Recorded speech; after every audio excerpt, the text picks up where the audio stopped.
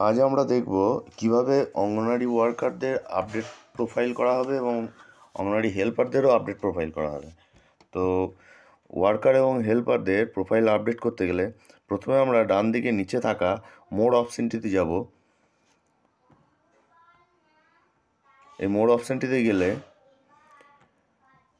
একদম উপরে দেখবেন নাম, মোবাইল নম্বর এবং ভিউ প্রোফাইল বলে একটা অপশান দেখাচ্ছে। তো সেখানে ভিউ প্রোফাইলে টাচ করব। ভিউ প্রোফাইলে টাচ করে দেখুন আমার অলরেডি ভরা আছে বলে সব চলে আসছে। প্রথমে আছে আধার নম্বর, তো অঙ্গনওয়াড়ির আধার নম্বর দেবো। আধার কার্ডে যে নম্বর থাকবে সেটা বসাবো। নাম আধার কার্ডে যেভাবে নামটা যে বানান আছে সেই বানান অনুযায়ী বসাবো। তারপর তার নিচে আছে ডেট অফ বার্থ, আধার কার্ডে যে ডেট অফ বার্থটা আছে সেই ডেট অফ বার্থটা বসাবো। মোবাইল নম্বর অবশ্যই তার ফিল আপ হয়ে থাকবে, তো মোবাইল নম্বর ফিল আপ করার দরকার নেই। তার কাজের অভিজ্ঞতা, ইয়ার অফ এক্সপিরিয়েন্স, তার কাজের অভিজ্ঞতা কত বছর সেইটা এখানে বসাবো এবং তার কোয়ালিফিকেশান পড়াশুনো কত দূর করেছে এই ড্রপডাউনে ক্লিক করলে আমার এখানে শো করে যাবে। সেটা আমি তার সে যতদূর পড়াশুনো করেছে সেটা আমি সিলেক্ট করে বসাবো। তারপর নিচেতে আছে ব্যাঙ্ক অ্যাকাউন্ট ডিটেলস। আপনি ইচ্ছা করলে তার ব্যাঙ্ক অ্যাকাউন্ট ডিটেলসটা ভরতে পারেন। ব্যাঙ্ক অ্যাকাউন্ট ডিটেলসটা ভরতে গেলে প্রথমে আপনাকে তার নামটা ভরবেন।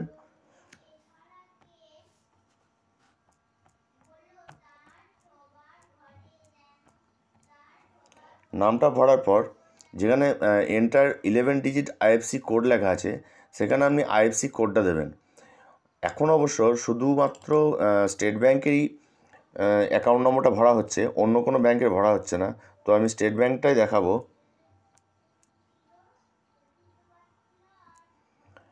যখনই আইএফসি কোডটা দিয়ে দেবো অটোমেটিক নিচেতে ব্যাঙ্ক নেমটা স্টেট ব্যাঙ্ক অফ ইন্ডিয়া চলে আসবে।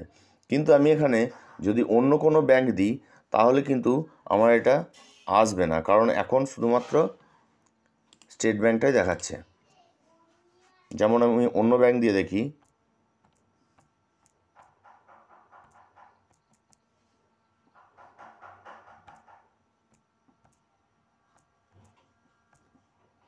দেখুন আইএফসি কোড নট ফাউন্ড, তো অন্য কোনো ব্যাঙ্ক নিচ্ছে না। তো স্টেট ব্যাঙ্ক হলে তবেই আমি ব্যাঙ্ক ডিটেলসটা এই মুহূর্তে ভরতে পারবো। তার নিচেতে আছে ব্যাঙ্ক নেম, ব্যাঙ্ক নেমটা অটোমেটিক চলে আসবে যখনই আপনি আইএফসি কোডটা দেবেন। তার নিচে আছে ব্যাঙ্ক অ্যাকাউন্ট নম্বর। তো ব্যাঙ্ক অ্যাকাউন্ট নম্বর প্রথম ঘরে একবার বসাবেন, নিচের ঘরে একবার বসাবেন, একই যেন সংখ্যাগুলো যেন একই মেলে সেই হিসাবে বসাবেন। তারপর নিচেতে সাবমিট অপশানে ক্লিক করবেন। সাবমিট অপশানে ক্লিক করলে আপনার আবার পুনরায় আগের পেজটিতে ফিরে আসবেন।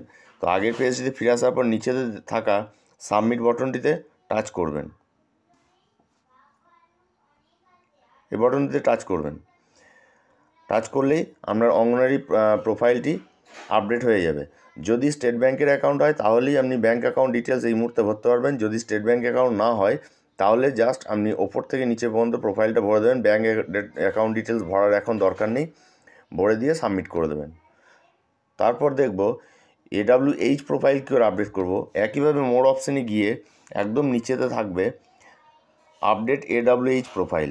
তো সেখানে গিয়ে প্রথমেই আছে এন্টার আধার নম্বর, সেই হেল্পারের বা সহায়িকার আধার নম্বরটি দেবেন। আধার কার্ডে যে নামটি থাকবে সেই নামটি নামের ঘরে বসাবেন। আধার কার্ডে যে জন্ম তারিখটি থাকবে সেই জন্ম তারিখটি বসাবেন। তারপর অবশ্যই ফিমেল হবে, ফিমেল বসাবেন। সহায়িকা মোবাইল নম্বর দেবেন, তার অভিজ্ঞতা দেবেন, সে কতদূর পড়াশুনো করেছিল এখান থেকে সিলেক্ট করবেন। তার ক্ষেত্রেও যদি স্টেট ব্যাঙ্কের অ্যাকাউন্ট হয় তবেই ব্যাঙ্ক অ্যাকাউন্ট ডিটেলসে ঢুকে আপনি ব্যাঙ্ক অ্যাকাউন্ট ডিটেলসটা ভরতে পারবেন। নাম, আইএফসি কোড দিলেই ব্যাঙ্ক নেম চলে আসবে, তারপর অ্যাকাউন্ট নম্বর 2 বার। যদি স্টেট ব্যাঙ্কের অ্যাকাউন্ট নম্বর না থাকে তাহলে এখন ওটা করার দরকার নেই, আমরা জাস্ট সাবমিট করে দিলে পরেই AWH প্রোফাইলটা কমপ্লিট হয়ে যাবে। তখন আমরা সাবমিট অপশানে ক্লিক করে দেবো।